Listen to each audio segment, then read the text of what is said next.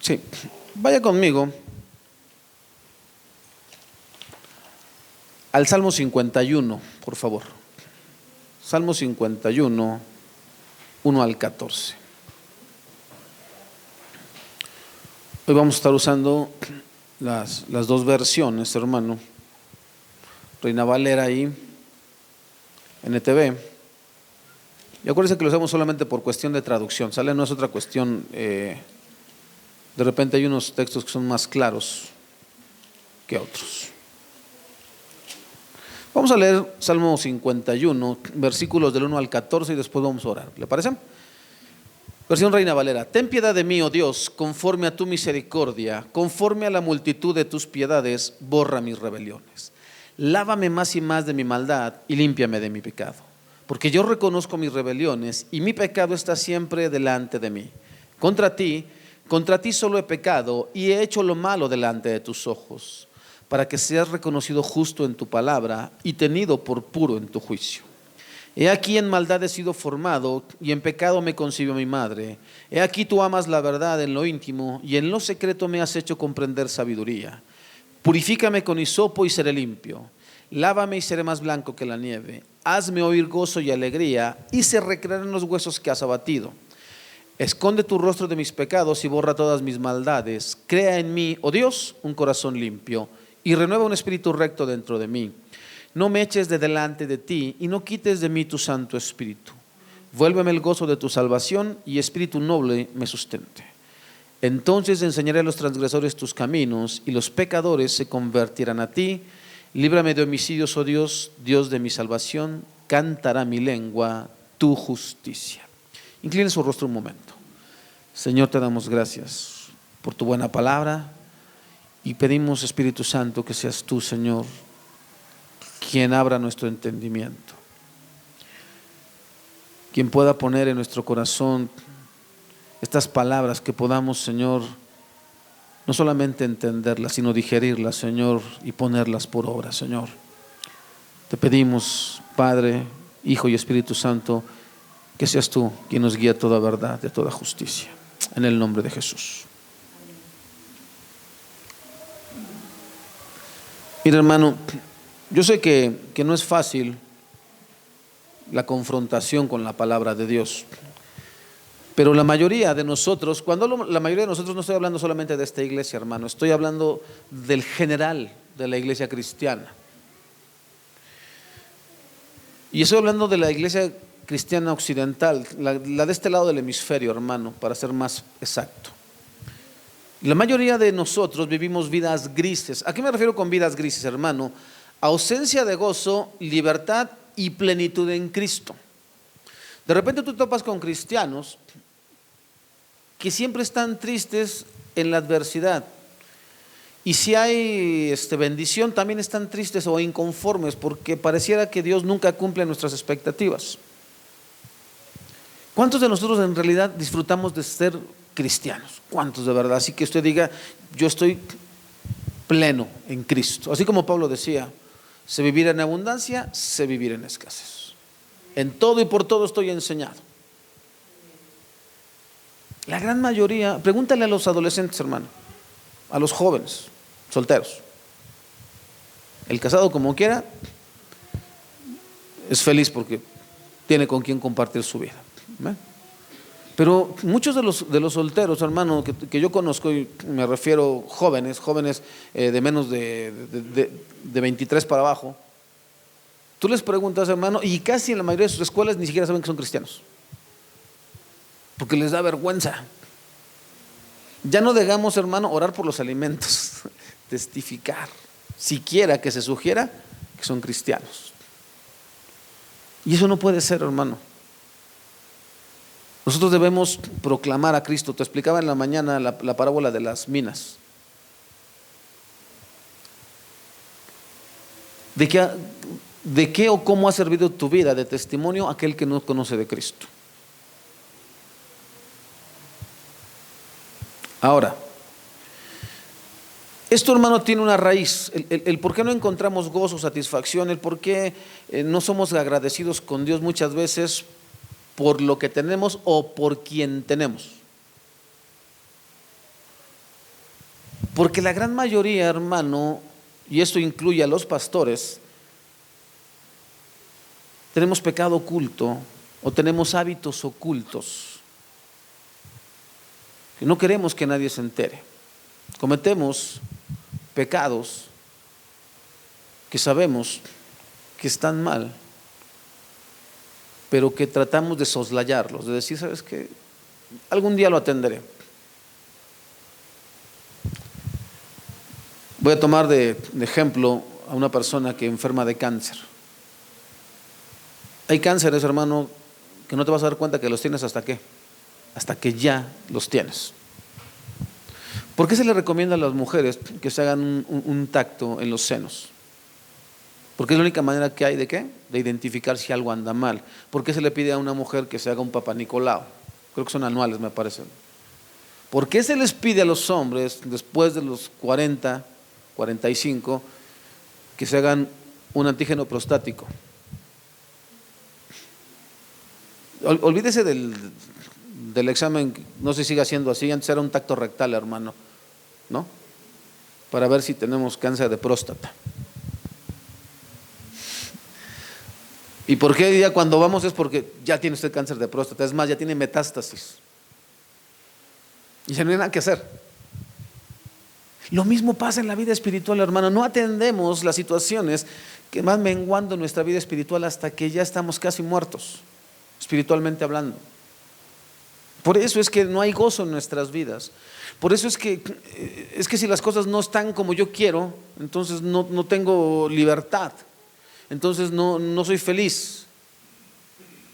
Las cosas para el hermano Pablo, el apóstol Pablo, no estaban como él quería. ¿A quién le gusta estar siendo azotado, hermano?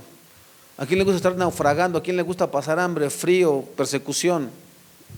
O al menos eso es lo que dice una de las cartas de Pablo. Aquí están las marcas de que soy apóstol, de que soy un ministro de Cristo. Pero el hombre estaba gozoso. Regocijaos, otra vez digo, regocijaos. Pablo y Silas en el cepo y cantando alabanzas. Y no había grupo, hermano, pero había un gozo y una convicción en el corazón. Sé quién me llamó, sé a quién le sirvo. Y eso, hermano, es importante en su vida y en mi vida. Sí, la economía no está muy bien, gloria a Dios. Sí, ya no se puede ir al restaurante porque las cuestiones son, gloria a Dios.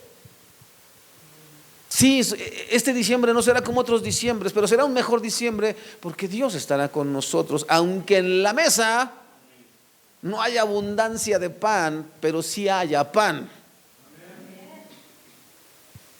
Eso, hermano, debe causar gozo. Ahora, mire,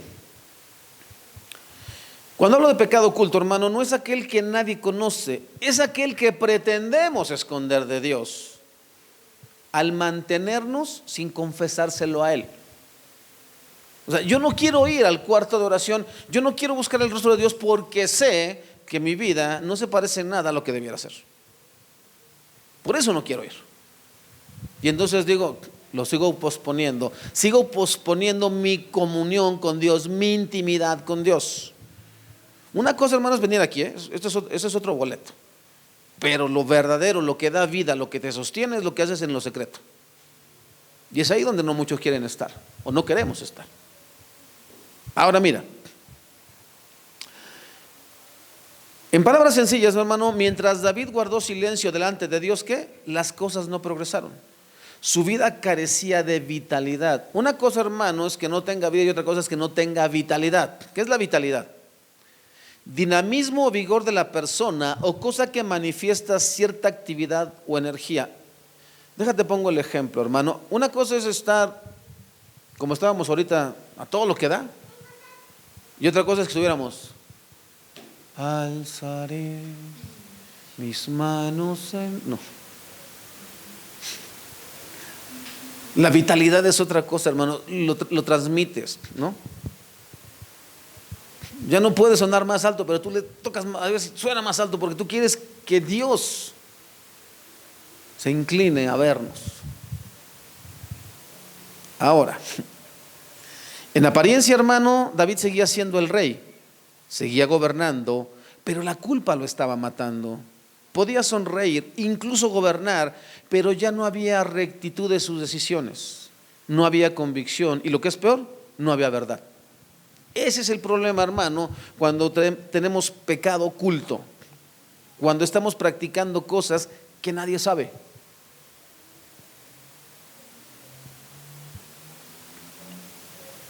No tenemos autoridad ni poder, ¿por qué? Porque no hay verdad en nosotros. Ahora mira, en nuestras vidas las cosas no cambiarán hasta que confesemos a Dios todo aquello que sabemos que no está bien. Y no son cosas de ahora, hermano, ¿eh? Hubo un punto de inflexión. ¿Qué es un punto de inflexión, hermano? Es un lugar en donde nos desviamos. Si tú lo ves por la parte matemática, trazas una curva y hay un punto en donde esta curva asciende o desciende.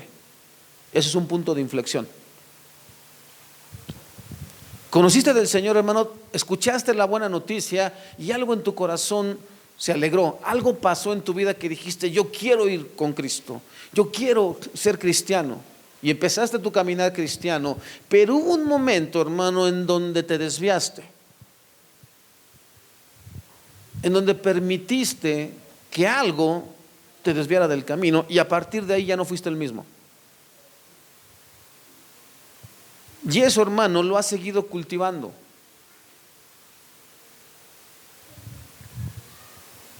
O mucha gente lo hace. Ese es David.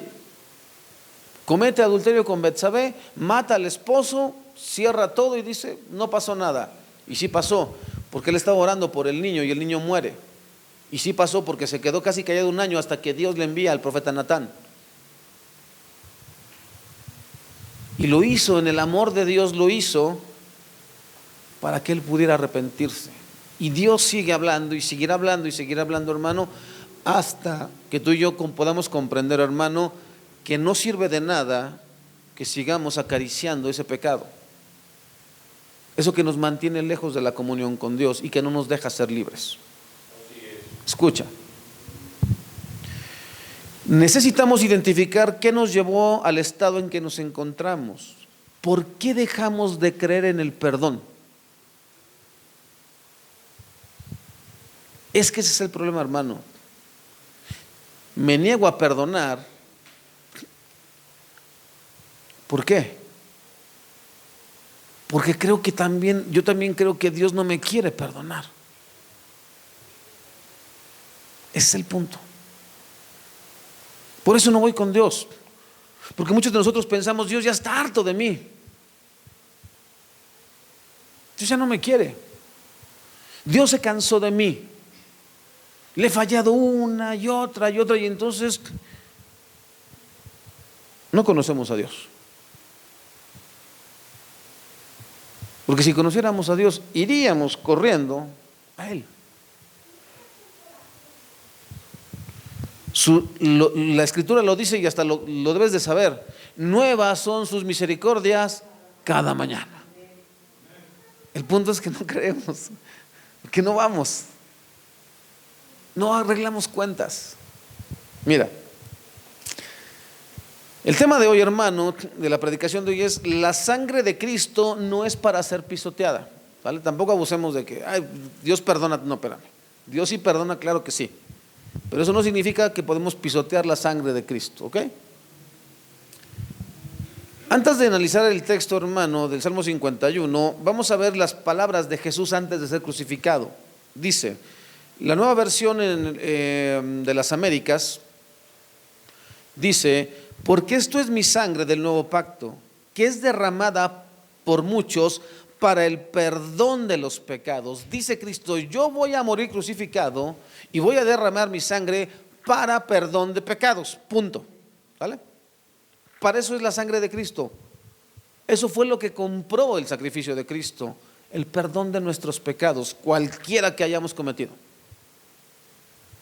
Por más horrible que sea ese pecado, si tú crees en Cristo, si tú le pides perdón a Dios, Él te perdona. Así de grande es Dios. Él no tiene problema con eso. Ahora, la sangre de Cristo es para perdón de nuestros pecados, no para ser pisoteada. Vamos a ver la diferencia, hermano, entre un verdadero arrepentimiento y uno que no lo es. Porque quizás es lo que nos está fallando, hermano. Arrepentirse, hermano, no es llorar, ¿eh? Arrepentirse, hermano, no es ir y decir, es que me siento tan mal, merezco que me apedreen, es más, que pase un tráiler y me atropelle. Está bien, está bien, está bien. Todos queremos eso.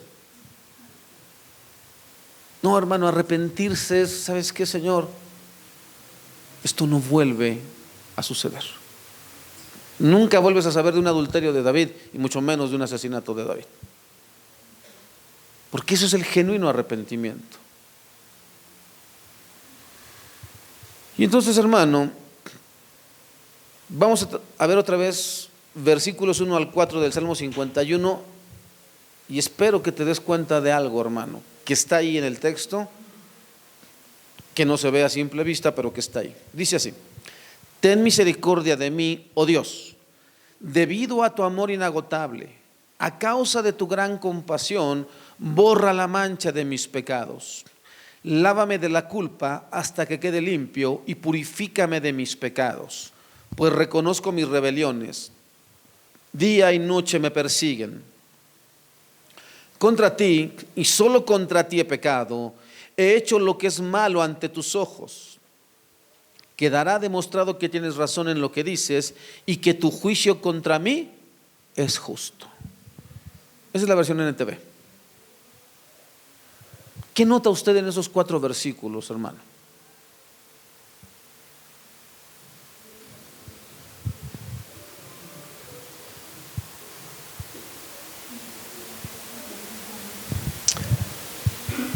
Déjame le explico.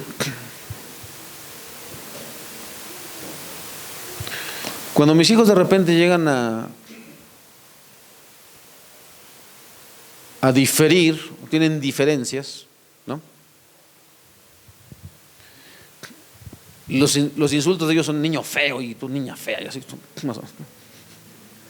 Entonces llega un punto en el que tú dices, ¿sabes qué? Ya, ¿no? Él empezó. No, es que ella. ¿Qué es lo que estás viendo tú aquí, hermano? David entra, ten misericordia de mí, oh Dios. Debido a tu amor inagotable, a causa de tu gran compasión, borra la mancha de mis pecados. Lávame de la culpa hasta que quede limpio y purifícame de mis pecados, pues reconozco mis rebeliones. Día y noche me persiguen, contra ti y solo contra ti he pecado. He hecho lo malo ante tus ojos. En todo esto, hermano, hay un arrepentimiento sincero, una confesión de pecado sin excusas. No está buscando culpables. No está poniendo argumentos diciendo es que tal o cual situación, es que sabe para qué sale desnuda. Es que mis soldados para qué me dejaron solo. Mis otras 300 esposas tienen la culpa. Es que hacía mucho calor. No, él no llega con eso. Él dice algo: yo pequé contra ti, Señor.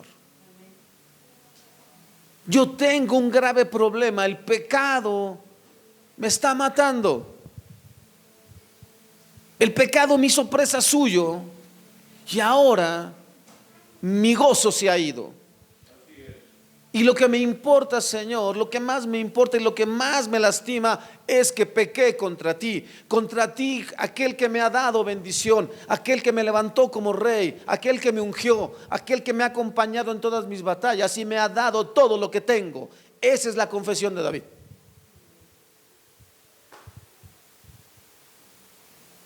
¿Cómo oramos los esposos cuando estamos enojados con la esposa? Señor, ¿por qué me diste esta esposa? ¿Cómo oran las esposas? Señor, mira cómo me trata. Yo que soy tan hermosa y tan buena. No sé cocinar, pero soy buena. No hago nada, no lavo la ropa ni lavo los trastes, pero soy buena. ¿No? Y el esposo: no quiero trabajar. Compro mi cachito de lotería cada martes, pero no me sale, Señor, tú sabes. Siempre culpando a los demás, hermano. Es que, Señor, mira a los hijos, Señor, ¿no? El clima, Señor. Mira al presidente. Mira a Hugo López quejándonos de todo mundo, hermano.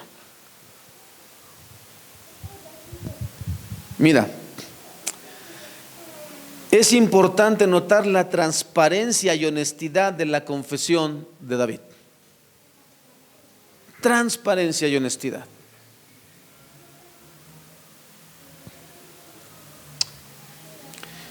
El caso contrario, hermano, lo encontramos en el primer libro de Samuel, capítulo 15, versículos unos hasta el muchos.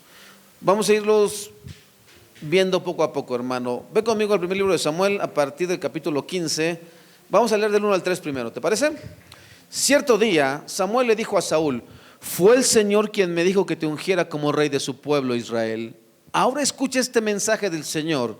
Esto es lo que el Señor de los ejércitos celestiales ha declarado: he decidido ajustar cuentas con la nación de Amalec por oponerse a Israel cuando salió de Egipto.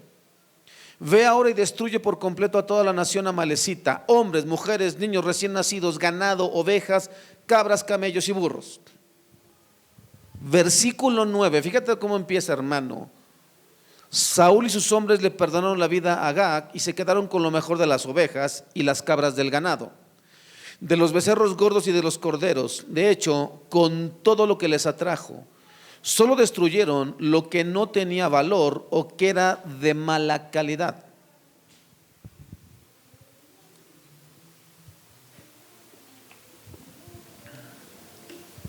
A continuación, hermano, veamos lo que sucedió en la vida de Saúl. Desde los versículos 13 al 30, hermano, todo ese texto lo podemos llamar la escalera del falso arrepentimiento, y consta, hermano, de 4 peldaños.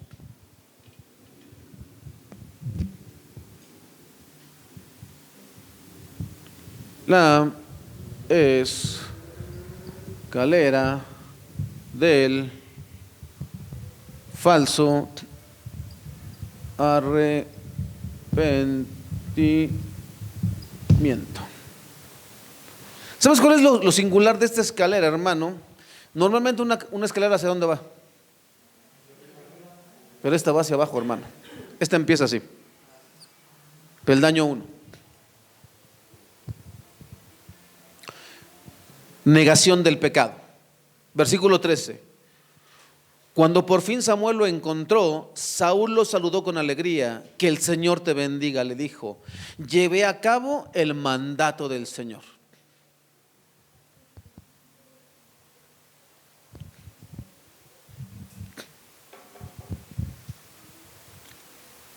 Te lo pongo gráfico a nuestros tiempos, hermano. El esposo y la esposa riñen y ambos saben que Dios dice una cosa: airaos, pero ¿qué? No pequéis. No se ponga el sol sobre vuestro enojo. Bueno, ¿sabes cuál es la característica de muchos matrimonios, hermano? Pasan 2 o 3 días y no se pueden reconciliar. Dile a tu mamá, ¿no? Dile a tu papá. Los jóvenes, ¿no? Saben que hay cosas que un hijo de Dios no puede hacer, como por ejemplo, no puede inmiscuirse en pecados de índole sexual como la pornografía, como la masturbación, como esas cosas, ¿ok? Ni siquiera hablar, ¿qué? Con palabras altisonantes o con groserías. Pero allí en la escuela con los amigos le dan vuelo a la hilacha. Pero vienes delante del Señor el día domingo y: Señor, yo estoy bien. ¿Cómo está, hermano? Oye, bien, pastor, todo bien. Y ese es Saúl. Yo cumplí la orden del Señor. Así que el peldaño número 1, hermano, es negación del pecado.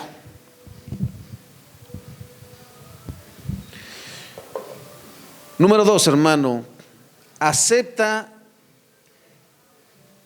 que hay pecado, pero culpa a los demás. Peldaño número 2.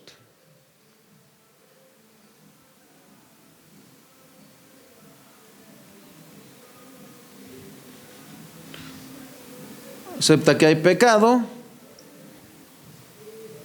pero culpa a los demás. Te disculpará la letra. Versículos 14 al 21. Entonces, ¿qué es todo este balido de ovejas y cabras y este mugido de ganado que oigo? Le preguntó Samuel. Es cierto que los soldados dejaron con vida lo mejor de las ovejas, las cabras y el ganado, admitió Saúl, pero van a sacrificarlos al Señor tu Dios. Hemos destruido todo lo demás. Y entonces Samuel le dijo a Saúl, basta, escucha lo que el Señor me dijo anoche. ¿Qué te dijo?, preguntó Saúl. Y Samuel le dijo, aunque te tengas en poca estima, ¿acaso no eres el líder de las tribus de Israel? El Señor te ungió como rey de Israel, te envió una misión y te dijo, ve y destruye por completo a los pecadores amalecitas hasta que todos estén muertos. ¿Por qué no obedeciste al Señor? ¿Por qué te apuraste a tomar del botín y hacer lo que es malo a los ojos del Señor? Pero yo sí obedecí al Señor, insistió Saúl. Cumplí la misión que él me encargó, traje al rey Agag, pero destruí todo lo demás. Entonces mis tropas llevaron lo mejor de las ovejas. O sea que el rey no manda. ¿Quién mandaba? Las tropas.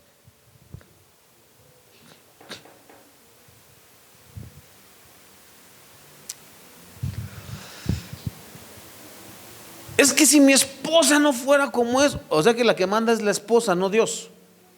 El mandato es muy claro, hermano. Maridos, amad a vuestras mujeres, así como que Cristo amó a la iglesia. No dice si tu esposa es buena esposa, no dice si ella es dócil, si es sumisa, no dice eso. Dice, debes amarla, ¿ok?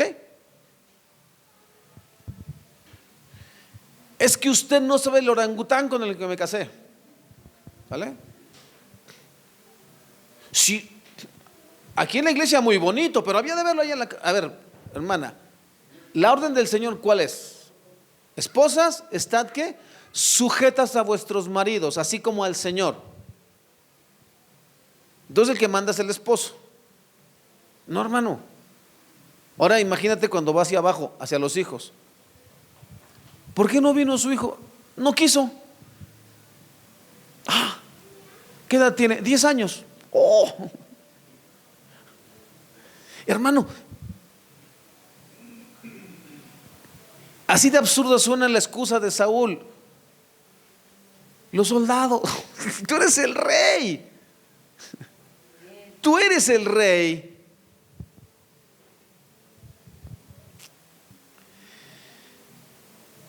Entonces mis tropas llevaron lo mejor de las ovejas, de las cabras, del ganado y del botín para sacrificarlos al Señor tu Dios en Gilgal. Eso está hermoso. Tu Dios, no el mío.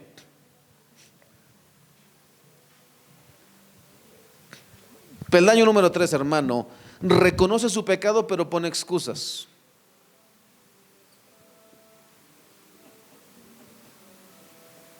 Reconoce su pecado pero pone excusas.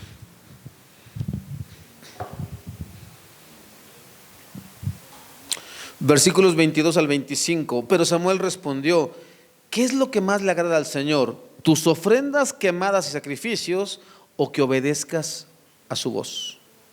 Escucha, la obediencia es mejor que el sacrificio y la sumisión es mejor que ofrecer la grasa de carneros. La rebelión es tan pecaminosa como la hechicería y la terquedad tan mala como rendir culto a ídolos. Así que por cuanto has rechazado el mandato del Señor, Él te ha rechazado como rey. Y entonces Saúl le confesó a Samuel, es cierto, he pecado. He desobedecido tus instrucciones y el mandato del Señor porque tuve miedo del pueblo, me iban a matar.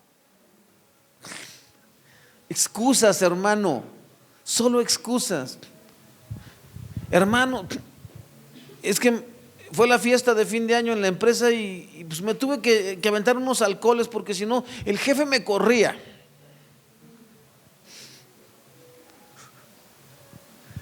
Sí, cómo no.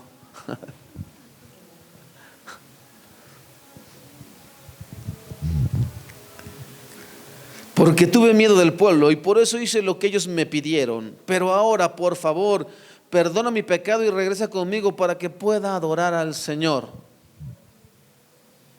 No sea tan exagerado, pastor. Nada más ando con otra mujer, pero no sea tan exagerado.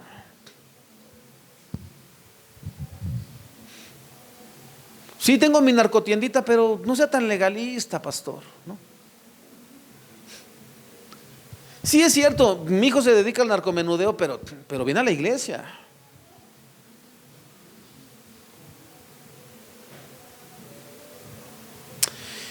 Peldaño 4, hermano.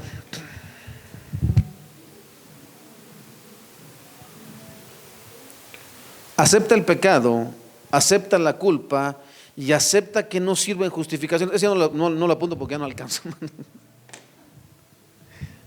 Acepta el pecado, acepta la culpa y acepta que no sirven justificaciones, pero pide que no lo avergüencen. Acepta la culpa, pero no quiere las consecuencias. Versículos 26 al 30. Pero Samuel respondió: no volveré contigo, ya que tú rechazaste el mandato del Señor, Él te ha rechazado como rey de Israel. Cuando Samuel se dio vuelta para irse, Saúl trató de detenerlo y rasgó el borde de su túnica. Y entonces Samuel le dijo: hoy el Señor te ha arrancado el reino de Israel y se lo ha dado a otro, a uno que es mejor que tú. Y aquel que es la gloria de Israel no mentirá ni cambiará de parecer, porque no es humano para que cambie de parecer. Y entonces Saúl volvió a implorar, sé que he pecado, pero al menos te ruego que me honres delante de los ancianos de mi pueblo y ante Israel al volver conmigo para que adore al Señor tu Dios.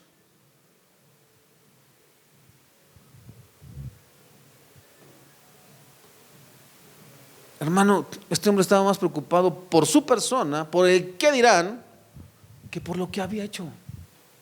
David no, hermano. David entra y dice: no me importa el reino, no me importa nada, pero no quites de mí tu Santo Espíritu. Devuélveme el gozo de mi salvación.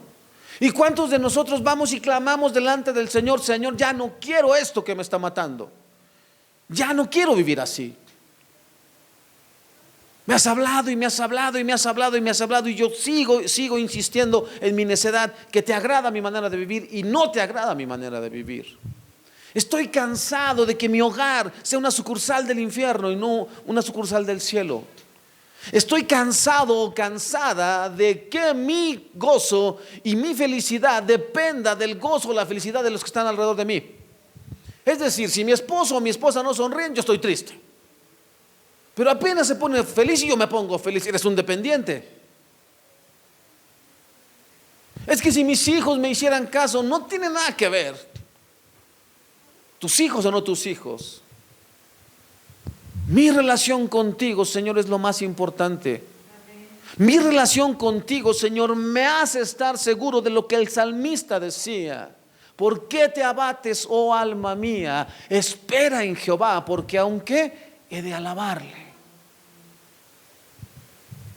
Mis ojos naturales ven que mi casa se desmorona, pero yo sé en quién he creído. Tú me levantaste del polvo, Señor, cuando yo no era nada. Y hasta el día de hoy me has acompañado. ¿Por qué habrías de abandonarme? ¿Por qué el mismo Dios que me sacó de Egipto y abrió el mar para que yo pasara? Estoy hablando metafóricamente, hermano. ¿Por qué me abandonaría el día de hoy? No, lo mismo que hizo conmigo hará con ellos. Yo haré lo que tenga que hacer. Yo me gozaré en el Dios de mi salvación, cantábamos. Destruí a mis enemigos, los alcancé. Los perseguí, los atravesé.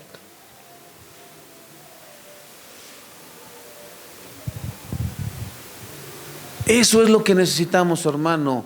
Ve a Cristo, ve ahí a la intimidad con el Señor y dile: estoy harto o estoy harta. Ya no quiero que mi vida dependa de cosas externas.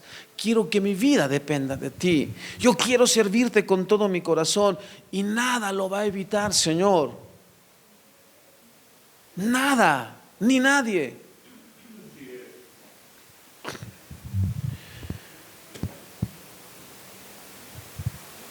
Hay un libro, hermano, por si lo quieres conseguir. Se llama Un cadáver de apariencia, ¿o cómo? De impecable apariencia. Cadáver de impecable apariencia.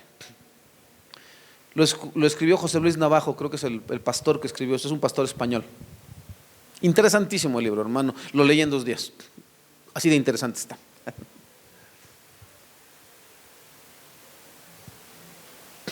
Donde este hombre narra no sé si sea de él la biografía o sea de algún pastor que él conoce, pero narra como un pastor es llamado al ministerio muy joven, se prepara en el seminario y lo ponen en una obra, y este hombre dice que cuando se casó vivían en un cuartito chiquito, y dice que entonces tenía su escritorio y la silla daba exactamente así, nomás era lo necesario para estar así, separado el escritorio, hermano, y quedaba un cachitito así, solamente para arrodillarse ahí.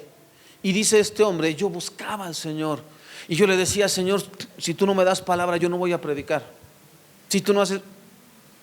Y un día el Señor, como suele suceder con Dios, de repente la iglesia crece, y este hombre lo empiezan a invitar y a dar conferencias, ya no predicaciones, conferencias. Y el hombre se mete en una dinámica, hermano, que deja lo que hacía en aquel tiempo. Ya no oraba, ya no se preparaba, ya estaba más preocupado por estar planeando qué vamos a hacer el próximo año y cómo van a estar los viajes y cómo va a estar la agenda, que incluso él tiene un mentor, ahí en el libro lo menciona, un pastor como 40 años más grande que él, que fue su mentor o fue su maestro en el seminario, donde cuando él era estudiante, él incluso le llevaba la silla de ruedas porque está en silla de ruedas su mentor. Y él le gustaba estar ahí, pasaba mucho tiempo con él, aprendía de ese maestro. A tal grado, hermano, que un día le habla su maestro, le dice, oye, quiero hablar contigo, quiero platicar contigo. Y dice, tengo la agenda llena, y lo empieza a esquivar. Hasta que un día él le llama y le dice, necesito platicar con usted. Cometí adulterio.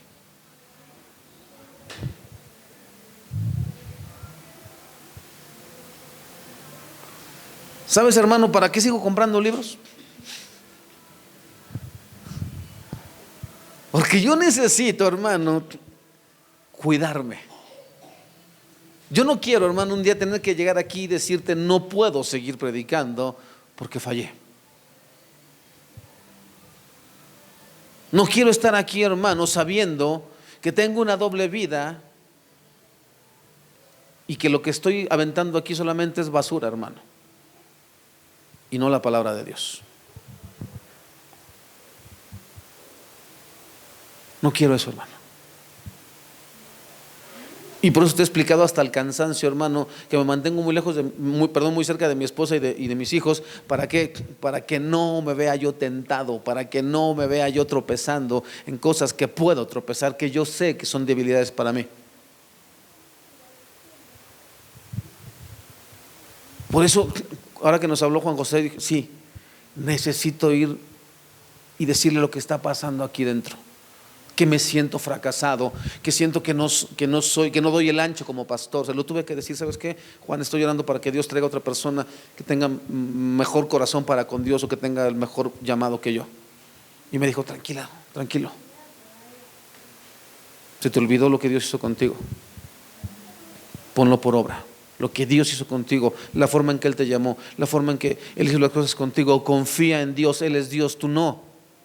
Solamente confía en Él y haz lo que tengas que hacer. Ay, qué hermoso se siente, hermano, cuando sabes que hay alguien que te respalda y que te da un consejo. Pero también que tú puedes ir y decirle, ¿sabes qué? Estoy fallando en esto. ¿Te acuerdas lo que te dije en la mañana cuando muchos no habían llegado, hermano? Que te dije lo que preguntaba Jenny en la carta de Santiago, capítulo 5. Esto lo vamos a tocar. Es eso. ¿A quién le cuentas tú cuando estás metido en problemas? ¿O todo te lo quedas? Para que nadie sepa, todos mi balido de ovejas y vacas que tengo aquí atrás.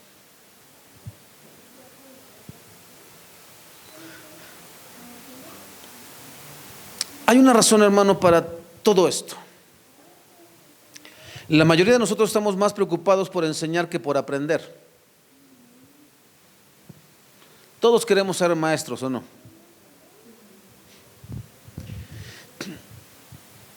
Nosotros ciertamente, hermano, lo hacemos de broma con Héctor, no le decimos ministro. Pero fíjate que hay mucha profundidad en esa palabra. ¿Qué será mejor, hermano, ser maestro o ser ministro?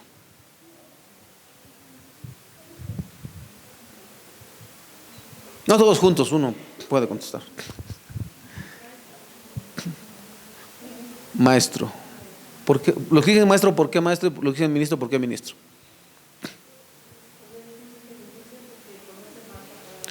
Ministro conoce más la palabra. Maestro, ¿por qué?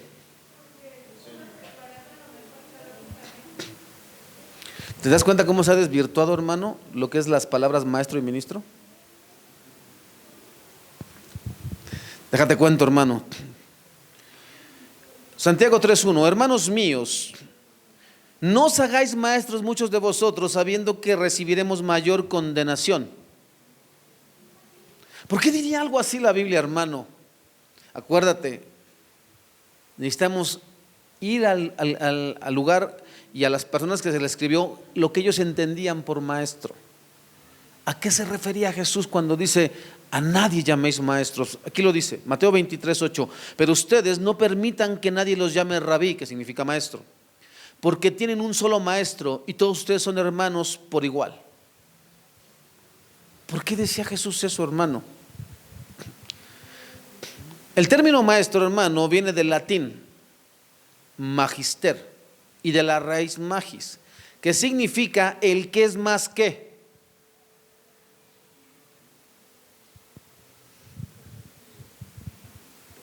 Así que podemos decir que el título maestro significa literalmente el que es más que otro. Y por eso Jesús decía, entre ustedes no permitan que los llamen, ustedes no son más que nadie. Un solo es su maestro. Y él sí es más que todos nosotros, pero solamente él. Pastor, no, ten cuidado, hermano.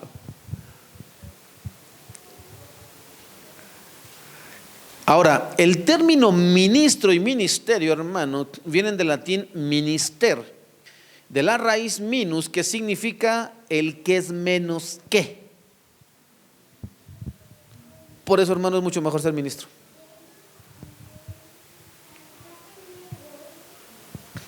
Te explico, es que el problema, hermano, es que todo se desvirtuó. Un gran hombre de Dios, no. Cálmese. Hay que entender, hermano, por qué vienen las palabras que vienen y por qué el texto dice lo que dice. Por eso les vuelvo a repetir la importancia de la teología, hermano. En la antigua Roma, el ministro era el subordinado, el que estaba para atender a los demás. Así que ser cristiano no es cuestión de poder, sino de autoridad. No eres el pastor porque eres el que tiene el... No, eres el poder, eres el pastor porque ¿qué dijo Pedro? Apacentad la grey de Dios. ¿No por qué? No a la fuerza, no por dinero. Jesús, después de que Pedro lo niega, le dice, ven Pedro, ¿me amas más que estos? Sí, Señor. Apacienta. Porque ahora ya no eres Pedro el importante, ya no eres Pedro el pescador, ya no eres Pedro el reaccionario. Ahora eres Pedro, ¿qué? El que está para servir a los demás. Ese es el pastor. No para que le anden poniendo guaruras o le anden cargando el portafolio. ¿no? Digo, yo traigo portafolio. No es para eso, hermano. No es para que lo andemos alabando. No, ¿qué dice el texto bíblico, hermano? Aquel que te comparte el evangelio, hazle partícipe de todo buen don. ¿Sale? Hónralo en el sentido de que invítalo a comerlo. Tú ya has escuchado todas las enseñanzas, ¿ok, hermano? Pero eso no significa que lo tengas en un pedestal, porque no tiene tal cargo. El pastor es ¿qué? Un ministro de Dios. ¿Por qué Juan decía es necesario que yo mengue y que él crezca?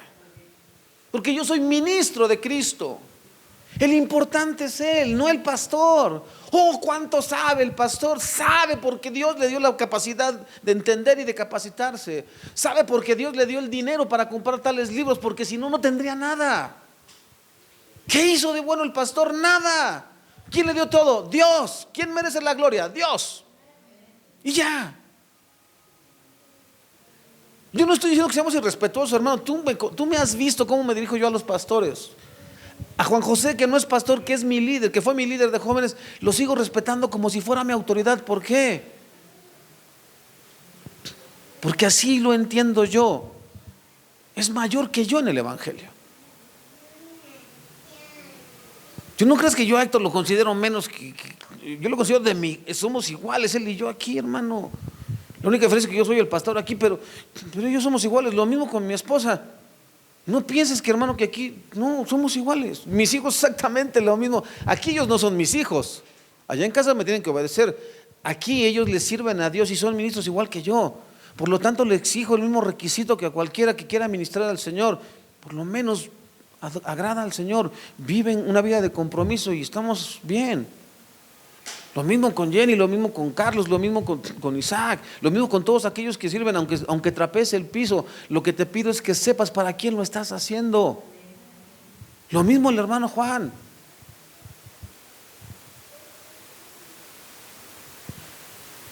Aquí somos iguales, hermano.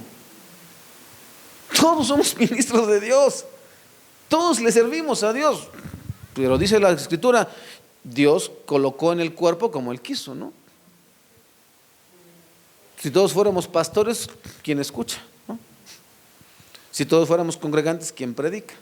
Si todos trapeáramos el piso, ¿quién va a lavar el baño? ¿No?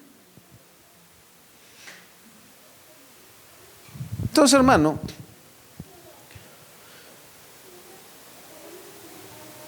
ser cristiano no es cuestión de poder, sino de autoridad. ¿Y cómo obtienes la autoridad, hermano? ¿Qué decían de Jesús? Porque él enseñaba como quien tiene autoridad y no como escribas y fariseos que solamente hablaban pero no hacían. Esa es la diferencia. ¿Quieres tener autoridad, hermano, en tu casa y en donde quiera? Que tú sí sea sí, que tú no sea no. Que lo que dices con tu boca, tus hechos lo demuestren. Y entonces mira, ni quien te cuestione. Pórtense bien, amen al Señor. Pero ahorita voy a la cantina. Ay, por favor. Pues, ¿cuál autoridad? Fíjese bien. Reina Valera 60 dice en Efesios 3, 6 al 7, estamos terminando, que los gentiles son coherederos y miembros del mismo cuerpo y copartícipes de la promesa en Cristo Jesús por medio del Evangelio, del cual yo fui hecho, ¿qué? Ministro, por el don de la gracia de Dios que me ha sido dado según la operación de su poder. ¿Qué dice NTV?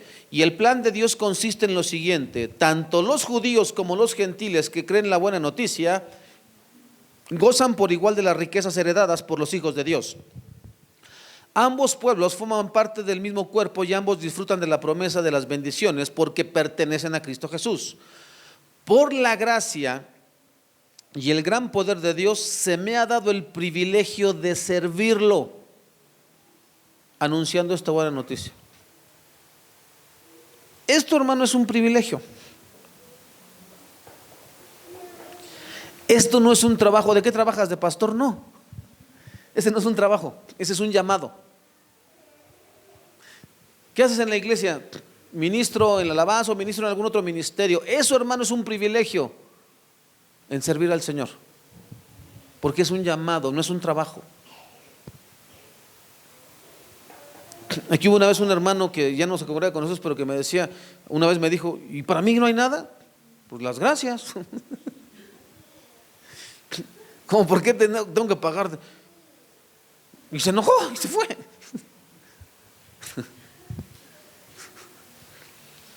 Quiero que sepas, hermano, que a mí nunca me pagaron un peso, hermano, cuando fui congregante, jamás. Y a veces me decían, oye, aquí por unos camiones a las 5 de la mañana la Tapo. Yo vivía cerquita a la Tapo. De Iztacalco a la Tapo está rapidísimo, hermano. Hay que estar ahí a las 5 de la mañana. Y no me dieron ni para el pecero, ¿eh? Y jamás les dije, me gasté 15. No, porque lo haces para Dios, con todo tu corazón.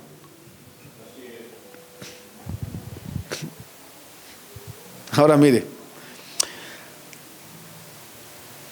estos líderes, hermano, fíjese bien, la razón por la que muchos ocultamos nuestro pecado es que los pastores estamos más enfocados en dar argumentos de lo que no se debe hacer, en lugar de ministrar con gracia y misericordia. Nos parecemos a los líderes religiosos del tiempo de Jesús. Eso es lo que me estaba diciendo Juan a mí ese día.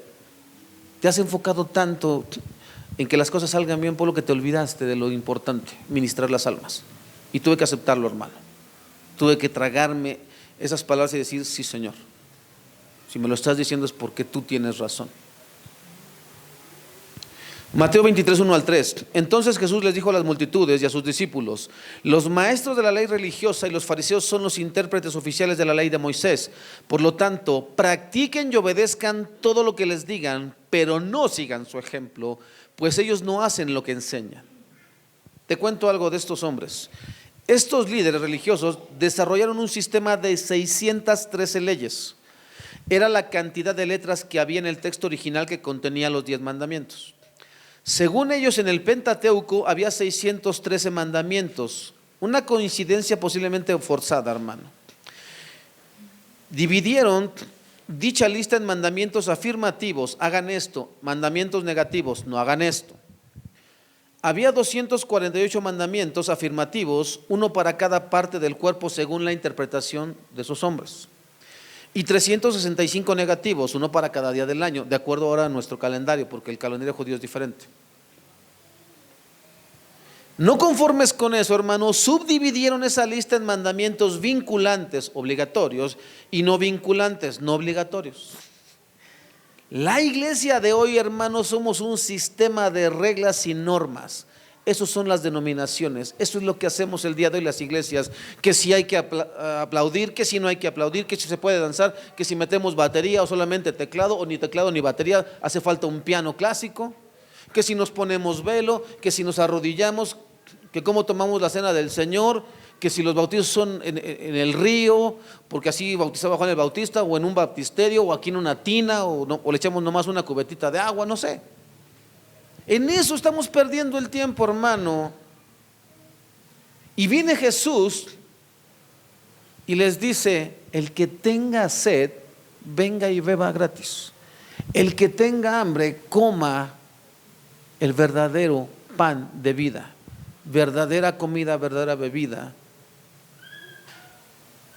El que quiera ser libre, no se preocupe si es reconocido o no, porque estos hombres lo único que buscan es reconocimiento. Aman los primeros lugares en las sinagogas, pero ustedes no serán así. Si ustedes quieren ser los más grandes en el reino de los cielos, sean los sirvientes de todos los demás. Cosa que hasta el día de hoy el pueblo cristiano no quiere entender, porque los pastores somos los primeritos que no entendemos esto. Es que soy el pastor y me tienen que atender. ¿Por qué? ¿Por qué? ¿No tienes esposa que te atienda? Soy soltero. Pues entonces aprende a hacer las cosas. Tú no ves a Pablo diciendo ahí: que alguien haga las tiendas por mí. Dice: yo he trabajado con mis manos. ¿Y los pastores de ahora? Ay, por favor, ay, alguien tráigame un vaso de agua. Tráelo desde tu casa, zángano.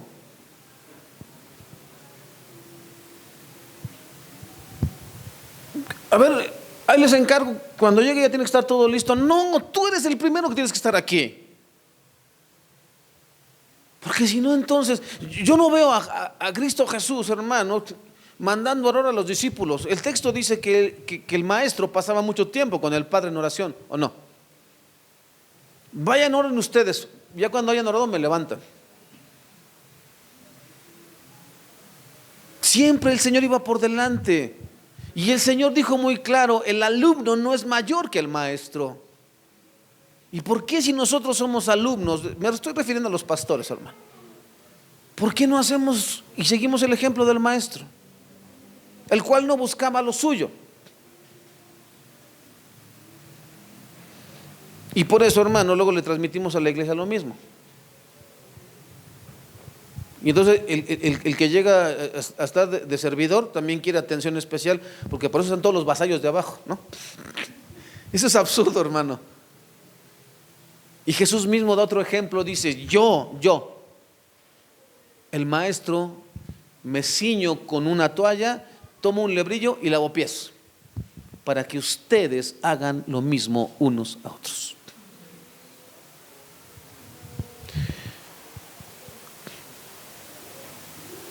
Jesús, hermano, resumió todo, la ley y los profetas, todo en una sola palabra, amar. ¿Sí o no? Mateo 22, 37 al 40, Jesús contestó, cuando alguien le dice, ¿se acuerda que le querían poner una trampa? ¿Cuál es el primer y más grande mandamiento? Jesús contestó, ama al Señor tu Dios con todo tu corazón, con toda tu alma y con toda tu mente. Este es el primer mandamiento y el más importante. Hay un segundo mandamiento que es igualmente importante. Ama a tu prójimo como a ti mismo. Toda la ley y las exigencias de los profetas se basan en estos dos mandamientos. En palabras sencillas, hermano, Jesús estaba diciendo, ama a Dios, ama su palabra y ama a las personas. En el Salmo 37, 23, 24 dice, es muestra de amor de Dios, el Señor dirige los pasos de los justos. Se deleita en cada detalle de su vida, aunque tropiecen, nunca caerán, porque el Señor los sostiene de su mano. ¿Cuál es el error de nosotros los cristianos? Pecaste, muere. Fuchi. ¿Está alguno triste? Haga oración. ¿Está alguno alegre?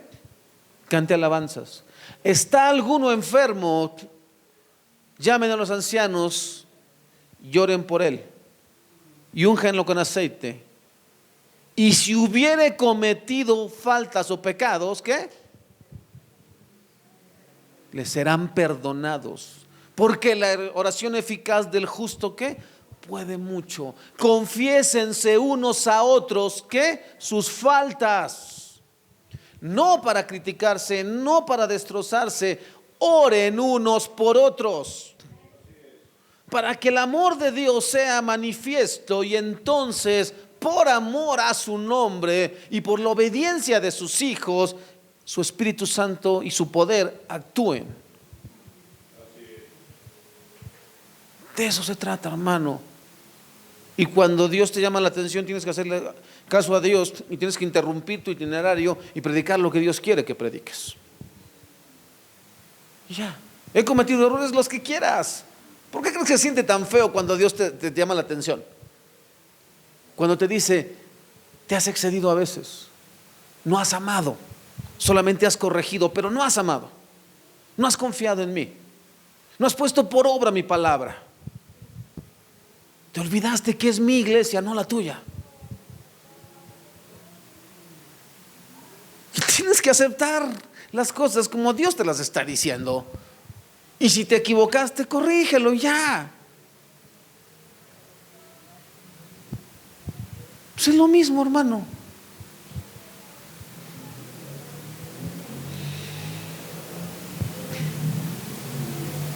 Éxodo 12:7, hermano, dice lo siguiente. Si me ayudan a quitar esto, porfa. No importa que se crucen, no pasa nada. Para que ya vayamos acomodando ahora sí para ministrar.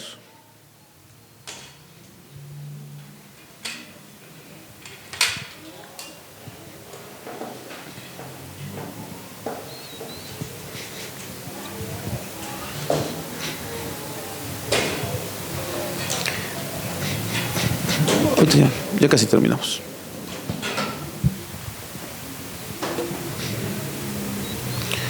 Éxodo 12:7. Después tomarán la parte de la sangre y la untarán en ambos lados y en la parte superior del marco de la puerta de la casa donde comen el animal.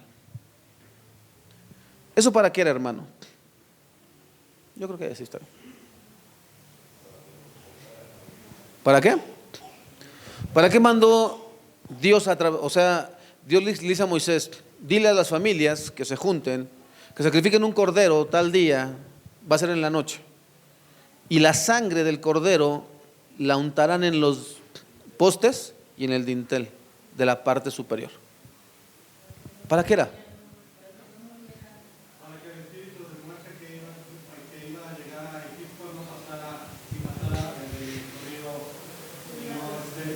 Para que ahí no hiciera estragos. Dice, donde el ángel de la muerte viera la sangre, pasaría de largo. Pero dice, tendrán que estar dentro de ¿dónde? Si había alguien fuera, aunque estuviera la sangre ahí, si esta persona no obedecía, iba a morir.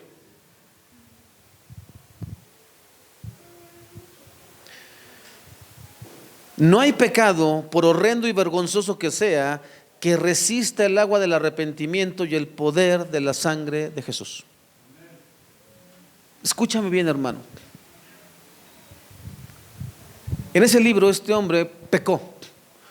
Va con su mentor, le confiesa su falta y su mentor, no creas que lo corre y le dice, tenías que ser. No.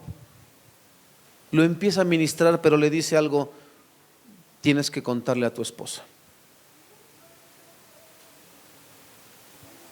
Tarda 2 días este hombre en ir y decirle a la esposa, y la esposa sale tan lastimada y herida que se va de casa. Y este hombre se refugia en su mentor. Y su mentor durante esa semana lo está ministrando, comía con él, en silla de ruedas. Lo más interesante, hermano, es lo que ese hombre no sabía de su mentor. ¿Sabes cuántas cosas tú no sabes de la persona que te ministra la palabra, hermano? Tú piensas que a veces uno es así porque es muy payaso el pastor. Seguramente él no tuvo infancia. No, hermano, quisiera a veces contarte cuántas veces, hermano, fui traspasado de niño. No creas que es de gratis que el día de hoy, hermano, yo tenga celo por el Señor. Yo le decía a Juan José, no logro entender, Juan, por qué las personas no aman a Dios por lo que hizo por ellos. Quizás no hicieron lo que yo hice. Quizás no fueron sacados de donde yo fui sacado. Y quizás por eso no logren entender la gran compasión y el amor de Dios de todo lo que me ha perdonado. Me encantaría que pudieran entender la grandeza de Dios. Me encantaría que por un momento supieran a lo que sabe, que no seas nada, absolutamente nada, y por un momento puedas decir el día de hoy estoy sobrio.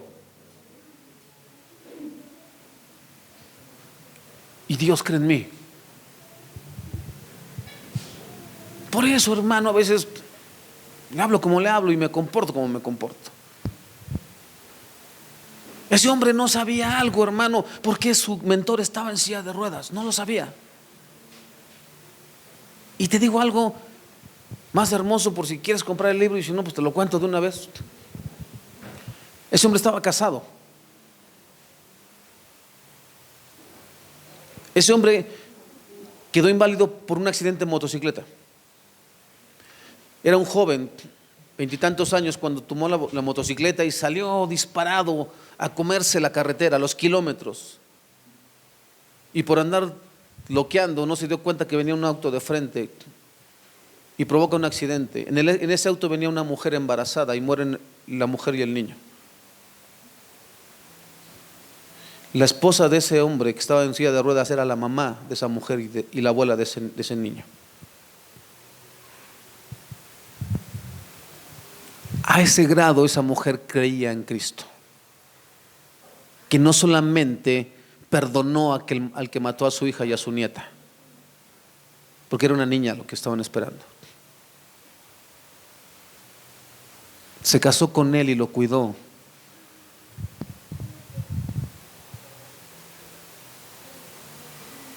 Tendrías que leer el libro, hermano, para que sentir lo que yo sentí y decir: Dios, perdóname y dame una oportunidad de rectificar el camino.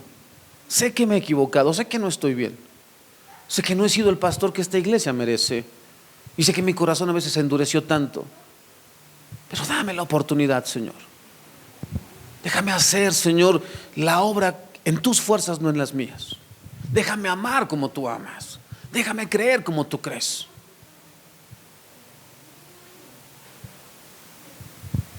Para eso sirve comprar libros, hermano.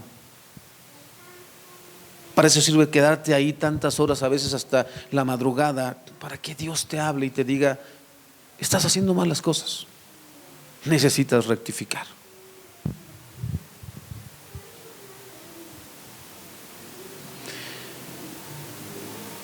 Pero nunca usemos su gracia como salvoconducto para pecar. La sangre del cordero era aplicada como protección, pero esta no se aplicaría sobre el suelo. Volvamos a leer: la untarán en ambos lados y en la parte superior del marco de la puerta de la casa. Pero nunca dijo que en el piso, porque la sangre del cordero no debía ser pisada. Porque si pecaremos deliberadamente después de haber conocido la verdad, y tenemos por inmunda la sangre de aquel que dio su vida en la cruz, ya no hay nada que se pueda hacer por nosotros.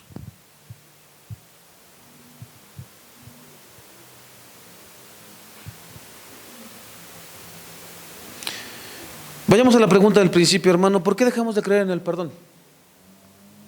Porque si creyéramos, hermano, confesaríamos nuestros pecados. Porque si creyéramos, no buscaríamos excusas y viviríamos lo que dice la Biblia. Santiago 5:16, póngase de pie, chicos, porfa. Ya te movimos todo, ministro.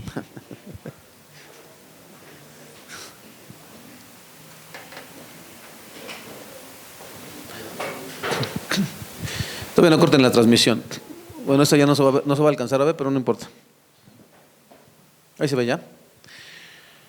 Santiago 5:16: confiesen los pecados unos a otros y oren los unos por los otros para que sean sanados.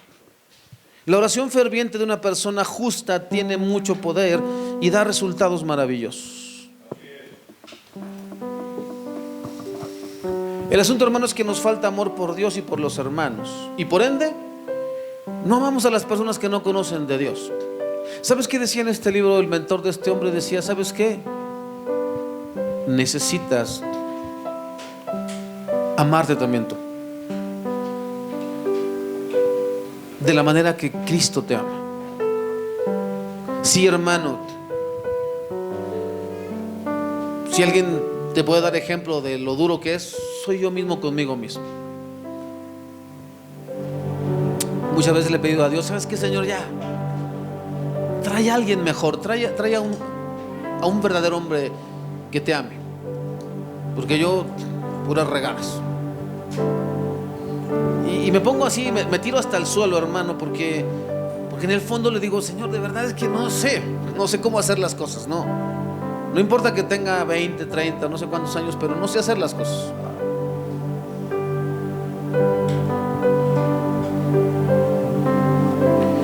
Y Dios te manda personas y te dicen: ¿sabes qué? No se te olvide lo que Dios hizo contigo. No te olvides cómo Dios te amó.